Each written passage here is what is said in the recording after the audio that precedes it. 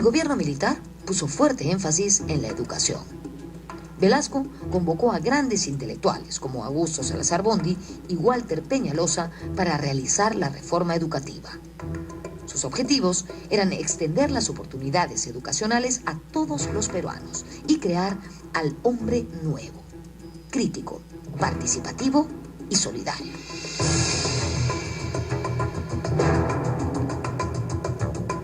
Velasco le prestó bastante atención a esto. Tenía una idea correcta de que las transformaciones sociales no son completas mientras los seres humanos no cambiamos. Y entonces quería buscar, bueno, un nuevo tipo de ser humano, un nuevo peruano, una nueva peruana, más solidaria, más patriota, y creyó correctamente que la forma de generar una nueva personalidad era a través de la educación.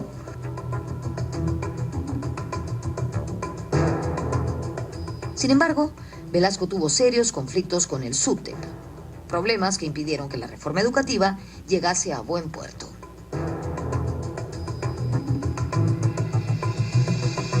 Es en el periodo de Velasco que se crea el SUTEP, que el SUTEP hace grandes huelgas y que hay un enfrentamiento entre Velasco y los maestros que en realidad lleva al fracaso la reforma de la educación. Entonces a Velasco le pasó esto, por su autoritarismo, por el carácter vertical del gobierno y también porque económicamente no resolvió las demandas del gremio magisterial.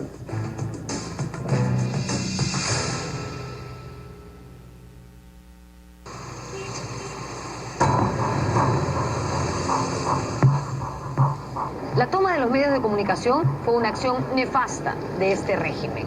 A menos de un mes del golpe de Estado se clausuraron varios medios de comunicación, entre ellos los diarios Expreso y Extra, la revista Caretas y 2 radios. ¿Por qué?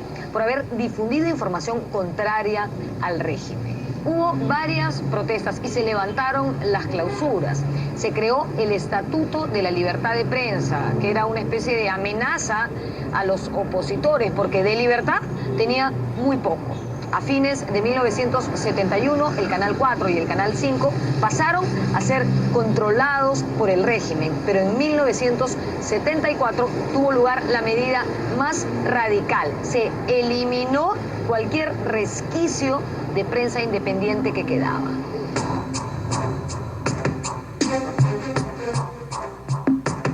Los periódicos confiscados fueron entregados a directores simpatizantes al gobierno, quienes supuestamente los regentarían hasta que pasasen a sectores organizados de la sociedad.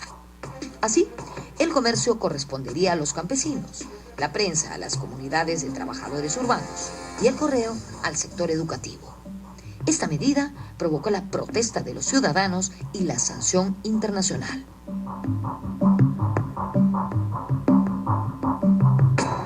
El primer medio en ser expropiado fue Expreso, en el año 70. Fue expropiado porque era el heredero del gobierno de Belaúnde, que había sido depuesto, digamos. El propietario era Manuel Ulloa, que había sido ministro de Economía de Belaúnde, y entonces era el que quizás se oponía con más fuerza. Ahí estaban Dornelas, estaban varias personas, ¿no? Entonces fue simple y llanamente expropiado y Dornelas tuvo que salir, fue exiliado, tuvo que ir a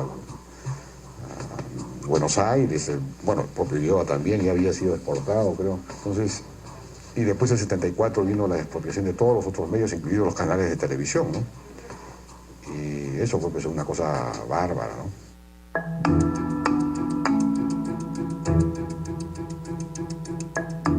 Control de los medios de comunicación, el Estado apoyó a la cultura popular, criolla y andina, y fomentó programas radiales y televisivos en quechua, lengua que se convirtió en idioma nacional.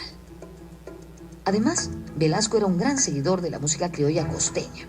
Por ejemplo, generó una feliz sociedad entre Augusto Polo Campos, el Sambo Cabero y Óscar Avilés, quienes interpretaron temas de Polo Campos que se convirtieron en himnos de la peruanidad.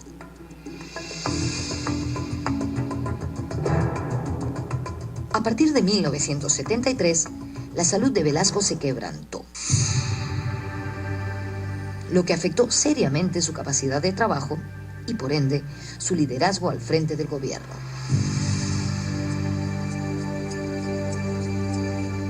Velasco enfermó el año 1973, una enfermedad bastante delicada, perdió una pierna, quedó bastante limitado físicamente y me parece que a partir de ahí el gobierno de Velasco entra en un cierto declive.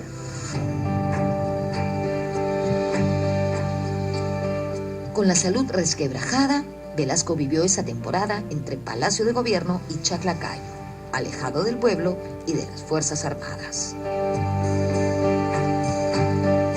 El general Velasco estaba aislado.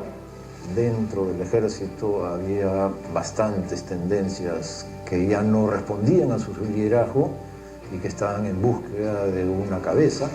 Y en la Marina las relaciones eran pésimas, pues había habido una serie de enfrentamientos entre Velasco y la Marina.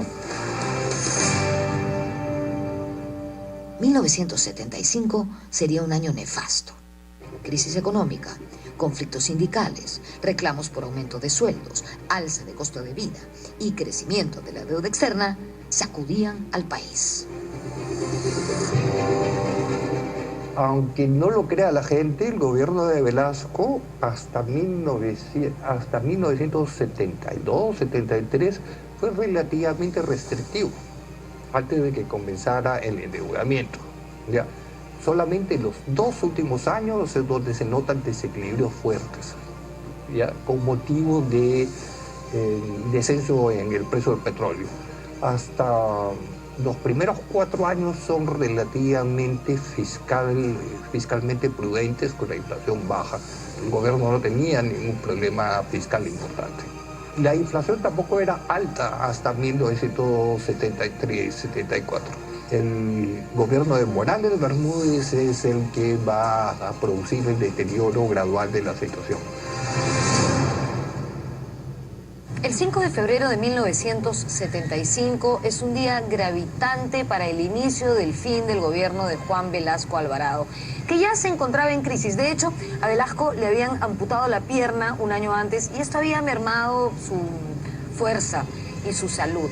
¿Qué ocurrió el 5 de febrero de 1975? Hubo una huelga de policías y como consecuencia de esta se produjeron varios saqueos en la ciudad. El ejército tuvo que salir a reprimir la revuelta y en este enfrentamiento murieron casi 90 personas, hubo más de 150 heridos y muchísimos detenidos.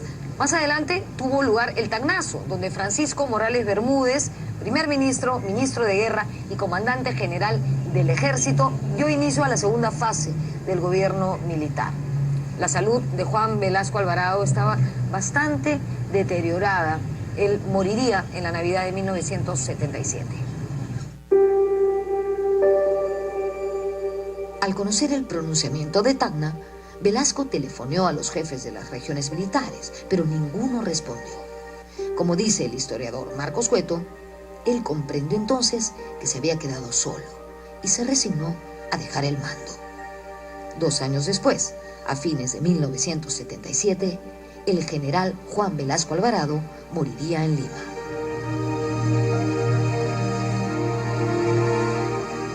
El día de su entierro fue una de las más grandes manifestaciones que se recuerdan en la historia del Perú. Medio Lima salió. Yo me acuerdo de haber ido y que cuando ya la punta de la columna con el féretro de Velasco había llegado al cementerio El Ángel, la gente seguía en la Plaza de Armas. Era una columna gigantesca, el más grande de los entierros que yo he visto, y me parece que al final de su vida el pueblo fue agradecido con el general Velasco.